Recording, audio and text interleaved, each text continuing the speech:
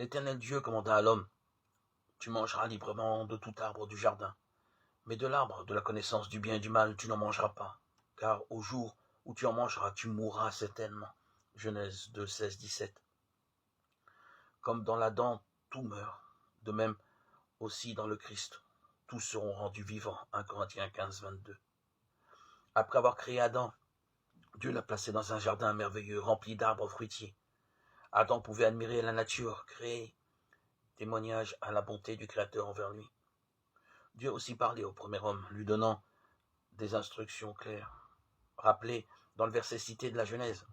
Elle constituait pour Adam la parole de Dieu d'alors, en quelque sorte, la Bible d'Adam. Qu'a fait Adam de sa Bible? Le chapitre 3 de la Genèse nous le raconte. Satan se présente, il ment et contredit ouvertement la parole de Dieu. Adam et Ève l'écoutent, ils mettent en doute la bonté de Dieu et sa parole. Ils désobéissent, et c'est la catastrophe, comme Dieu l'avait annoncé. Adam et Ève meurent.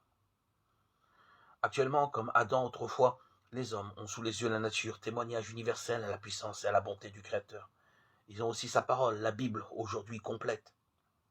Et la triste histoire se répète, les hommes aveuglés par Satan ne croient pas ce que dit la Bible et mettent en doute la bonté de Dieu.